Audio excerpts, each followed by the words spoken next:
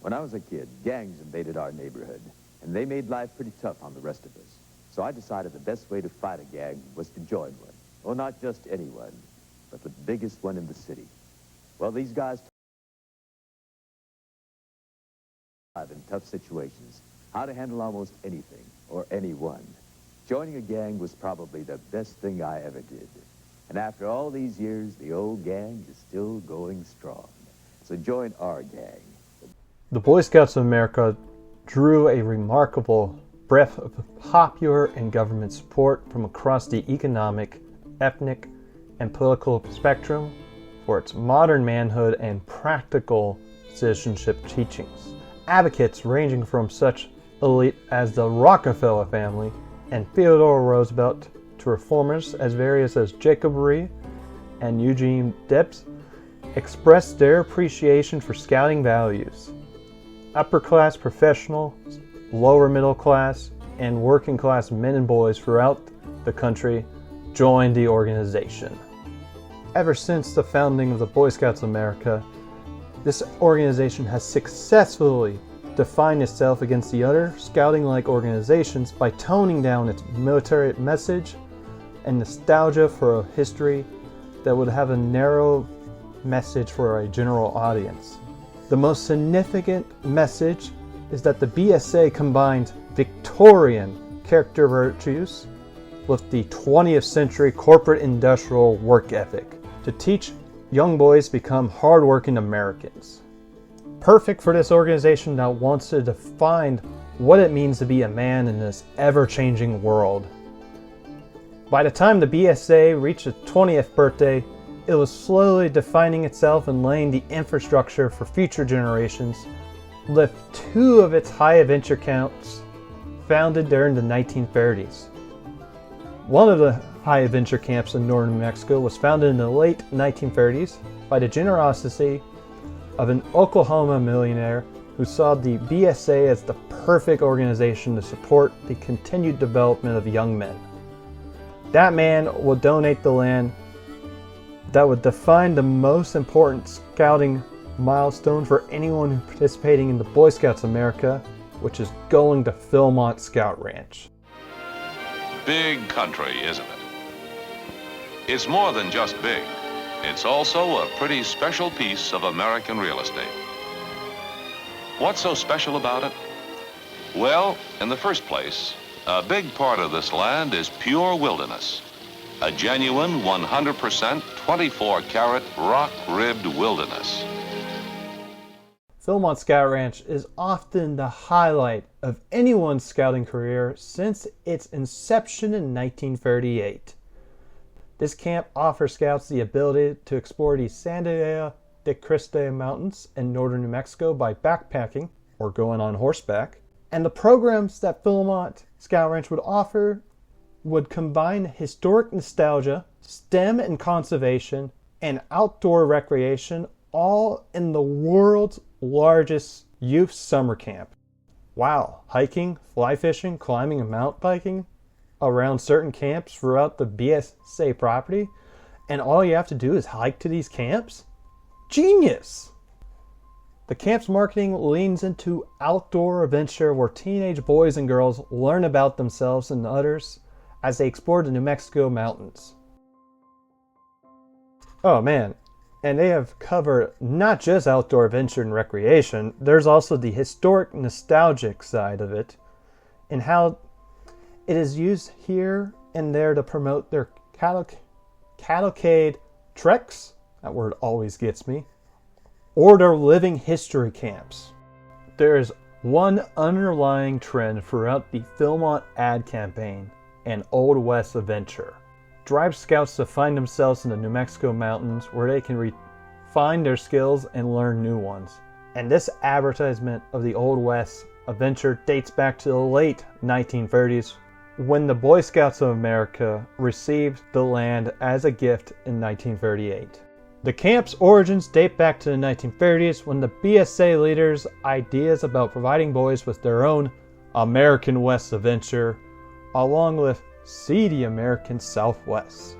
The first director suggested that scouts would enjoy the prospects of an old-style Western adventure that includes activities such as panning for gold, viewing indigenous petrographs, and observing wildlife.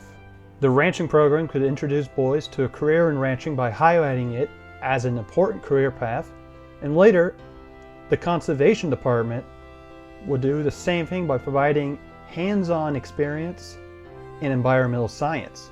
This Western adventure for Boy Scouts was given to the organization as a gift, all thanks to one man, Waite Phillips. Waite Phillips got his fortune from the oil business in the Oklahoma Territory, where he joined his older brother's Phillips Petroleum Company. He realized that he wanted to strike out on his own as an independent oilman. In 1914, he sold his shares to his brothers and bought oil leases in Oklahoma and Arkansas, which would lead to him becoming a millionaire. After starting his own company in 1924, Phillips would sell the Waite Phillips Company to a New York investment firm in 1925, and after selling his company, Phillips had the opportunity to diversify his assets by purchasing property and expanding his investment portfolio. He would have gotten into the real estate by building and owning the Phil Tower skyscraper in Tulsa, Oklahoma. In the 1920s, he and his wife Genevieve Phillips entered a ranching business by owning property in Colorado. He would slowly make his way to the Cimarron area around 1922 after learning that New Mexico was a fantastic place to invest in ranching property. In the spring of 1922, he learned of a proposed of what had been known at one time as the Cormick Ranch in northern New Mexico's rugged Colfax County on the eastern slopes of the Continental Divide. Once owned by Stanley R. McCormick, the ranch belonged in 1922 to George H. Webster Jr., with headquarters near the town of Cimarron on the historic Santa Fe Trail. The ranch provided a stunning view of the peaks and canyons of the picturesque Santa Lucia de Cristo Mountains. He tasked Colorado ranch manager Gene Haywade with inspecting the Uraca Ranch and reporting on its condition by comparing it to Phillips's property near Denver. Haywade gives his full report as it is fantastic for both ranching and recreation, which gave Philip the green light to purchase the land, and he would name this new ranch Philmont by combining his name with the Spanish word for montaña, or mountains. He would also purchase more smaller ranches around his new property to extend grazing land and to gain access to the free rivers in the area. And there was also the fact that he wanted to run his own development program on his property, including a ranching headquarters, an alfalfa field, and an apple orchard, and summer homes for the Phillips family who would spend their summer in Cimarron. Despite Philmont being his prized possession, Philip was getting restless in his early 50s and was looking to move on to his next chapter of his life. An advocate of Andrew Carnegie's Gospel of Wealth, he strongly believed it to be the responsibility of those who acquired riches to share them with others. Real philanthropy, he once wrote, consists of helping others outside of our own family circle from whom no thanks is expected or required. The first donation he and his wife, Genevieve Phillips, would make would be their home and art collection to the city of Tulsa, Oklahoma, which is now the Philbrook Museum, and for his ranch in New Mexico, but he was eyeing a certain scouting organization for his prized ranch. No sooner had the Oklahoma oilman Waite Phillips decided to give a spacious Philbrooks home to the citizens of Tulsa, then he began to consider the possibility of other gifts, which would even have a greater impact, and he chose the Boy Scouts of America. Philmont Scout Ranch's history begins on November 2nd, 1938, when Phil Turn Rocky Mountain Scout Camp was established following Phillips's donation to the Boy Scouts of America. This camp, compared to the current size of the Scout Ranch with the original camp, is now only just North Country. And after the Boy Scouts of America accepted the gift, it dawned on the leadership that they had no idea how to use this land, but they and Waite Phillips were open to ideas for how BSA should use the 30,000 acres. The BSA leadership chose B.B. Dawson, the Nebraska scouting exec to direct and define the new property role for scouts. One thing that he wanted the camp to be like was a dude ranch, where boys could see a real working cattle ranch, but with less pampering.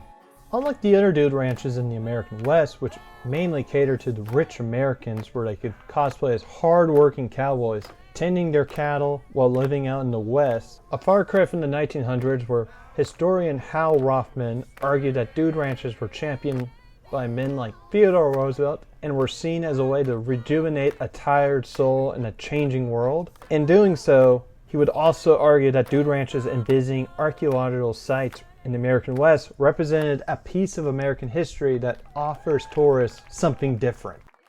So men like Roosevelt came to the American West to seek a mythical frontier lifestyle that gave them a new outlook on life.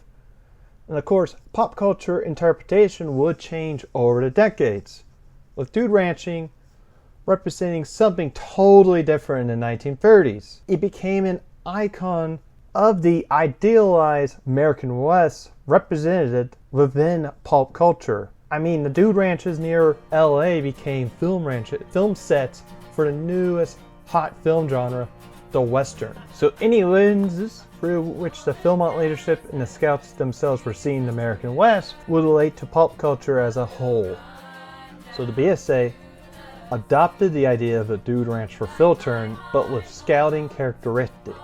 And these scouting characteristics would align with how the BSA should approach any program that Philmont would offer in the future. And the Scouts should be roughing it in these mountains to appreciate the history, the nature, and the cattle industry of this area. In 1940 and 1941, Philturn would find its roots in providing programs for Scouts looking to come during the summertime. And Waite Phillips was pretty impressed with the camp's results and would contact the BSA's New York City office about expanding the camp. The BSA leadership would agree to Phillips' arrangement, which would triple the ranch size and would include his summer home, hunting cabin, and fishing lodge. He also permitted the BSA to use the name of his ranch, Philmont, provided that it remained an operating cattle ranch and that his family members are allowed on the property. After this agreement, Philturn Rocky Mountain Scout Camp would become Philmont Scout Ranch, and the scouting leadership again had no career plans for the land. And there's another problem with that too. But how is Philmont Scout Ranch going to make money to fund expansions to accommodate even more scouts who want to come? Since they will need revenue to fund infrastructure development. And Murphy noted in his book that providing both a world-class summer camp and showcasing a functioning ranch would increase the maintenance costs across the board. Phillips wanted to help finance the ranch costs and development. He would also give the camp leadership his livestock so the camp can continue operating as a working cattle ranch, with the livestock estimated to be worth at least $50,000, and included the Phil Tower building in Tulsa, Oklahoma, which would provide the BSA with an additional revenue stream for the Scout Ranch. More important than the ranching potential of Philmont was its appeal as an excellent recreation and camping area. If it were to properly develop, Phillips Ranch might become the wildlife mecca for scouts from all across the country. Alright, so the BSA took care of their revenue, but what about developing the property to provide programs for scouts? Because the BSA national leadership now has about 90,000 acres in northern New Mexico, and this is going to require a lot of planning. Now with the cash to plan for the future, including more programs for both scouts and adult leaders, so I'm going to put captions on the video, noted that some of the buildings on the ranch could be used for adult training or as homes for retired scouts who want to continue teaching the next generation with their wisdom and knowledge. For next year, after BSA accepted the land expansion from Waite Phillips, the leadership knew that they will need more people to run the new departments and the Phil Tower in Oklahoma. BSA made some decisions based on Phillips' recommendation, keeping Clyde King, Louis R. Moses, and Rod Cartwright in place until the BSA completed the transition. In the midst of the negotiations between the BSA and Phillips, which were taking place back and forth over the telegraph in the BSA headquarters in New Jersey, The United States would respond to a call to action to join the Second Great War in Europe and in the Pacific War after the bombing of Pearl Harbor. The guys at Pearl were attacked this morning? Uh-huh. Yeah, of course we won't be attacked. Come on, we're not that dumb. During the next 4 years, World War II affected Philmont's development. Transportation restrictions limited attendance to boys from the near areas. Adult leaders often found it impossible to accompany boys on extended trips, and many young men neither served in the military service or worked at defense plants near their homes. Despite such problems, attendance gradually increased from 1,315 in 1942 to more than 1,600 in 1946, the first year after wartime travel restrictions were lifted. With the war raging across the world, planning and development of Philmont Scout Ranch continued to ensure it would be ready for returning scouts when the war ended. The Philmont leadership knew that once their preparation was complete, they would be ready to handle the post-war crowds. The most significant change they have made is the development of 3 additional base camps which will be located in Middle and South Country. These 3 new base camps, Abreu, Hunting Lodge, and Riado, would now offer scouts a way to determine which way they could start their journey into the Philmont backcountry. In March 1944, Dawson would resign as camping director and Hoffman would replace him while the BSA leadership began searching for a new camping director. The BSA hired Fred Patton in the fall of 1944, but he would resign a year and a half later due to poor health. Philmont would hire Famore Spencer Church for a temporary assignment, the former teacher/scoutmaster at the Los Alamos Ranch School, which has been recently shut down due to a top-secret project. During his 2-year tenure, many innovations were introduced: an introduction to the older training and work program. A new backpacking experience was made available to older scouts. After the end of the war and Houghton's early retirement as the director of program at Philmont Scout Ranch in 1946, Bill Bullock was chosen for this position. One of his goals for Philmont's program is to outline the themes that scouts can expect when visiting Philmont. One day, a new kind of creature showed up. We know he was here because he left his tracks on the walls and in the ground. He called himself Man, but often he went under other names like Pueblo Indian, or Spaniards who came from the old country and named these mountains the Sangre de Cristos, or Americans who pushed in from the east of the big mountains.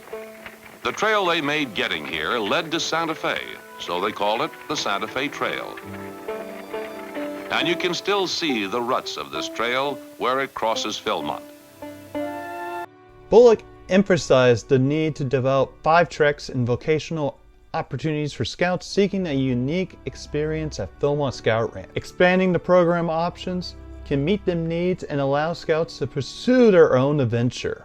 The 4 programs to be offered at Philmont Scout Ranch over the next 10 years are North and Southbound Treks, Kit Carson Adventure, and Chuck Wagon Adventure. North and southbound treks would offer scouts the opportunity to explore 60 miles of Philmont backcountry, starting at one of the 3 base camps and ending at the other. The schedule for this trek is similar to the current program, with backcountry training on the first day of the trail. You remember your northbound, Bullock wrote prospective hikers, as long as you remember the fun and adventure and the beauty of the mountains. Southbound expedition followed an identical route starting at Poniel and finishing at Carson Maxwell. Kit Carson Adventure is more focused on backpacking, which would later become the base of Philmont Scout Ranch program from 1956 onwards. Both Murphy and the Philmont materials noted that the backpacking schedule would have lasted about 8 to 15 days, which is very much closer to the length of backpacking days for a current Philmont trek, which is 11 days, with the goals of visiting more of the rugged mountain camps, like what Murphy wrote, being Uraca Cow Ranch, Crater Lodge, Recon Bonito, and Porcupine. And the goal is that the Philmont leaderships wanted to give the Scouts that feeling of the frontier during Carson's time. The final program that Bullock put in place for Philmont during the late 1940s and mid-1950s is the Chuck Wagon Adventure, which Murphy described it as the big one was the wagon train trek. 21 days of adventure that covered the entire property, easing off of an authentic Western chuck wagon, riding horseback among narrow mountain trails, fishing in one of the dozen Russian trout streams, pioneering and burro packing. The wagon train had them all. Through it followed approximately the same route as the shorter expeditions. The wagon train stopped longer at more interesting points. This program would invoke historic nostalgia for anyone taking part, as it would offer Scouts a direct connection to an event that was once about 100 years removed from them. Plus, it would connect the American West past to how people in the 1940s drew on their own cultural knowledge from films, since the Western film genre was in its heyday. The biggest issue with the Chuck Wagon Adventure is that it required a large amount of resources to provide for the crews coming onto the trails and to schedule them for almost a month. The continued development of the program at Philmont would help define what Scouts will look for in their scouting career, from what Dawson and Phillips believed when they developed Philtern Rocky Mountain Scout Camp back in the late 1930s, to men like Bill Bullock, who laid the foundation for the future Philmont program, since they knew that Scouts were coming here to see the camp as a reflection of American West pop culture and as a working cattle ranch. However, the biggest challenge for this fledgling Scout camp would come the very next decade, around the same time as the golden age of family vacation and American tourism history was taking place. Now, in the second place, it's sitting out there under the big western sky, side by side with Cimarron, New Mexico. The old Santa Fe Trail crosses it like a bootlace. And there's still a sharp smell in the air of Indians and mountain men and pioneers and ranchers and all the other great frontier characters that made this part of America stand up and yell.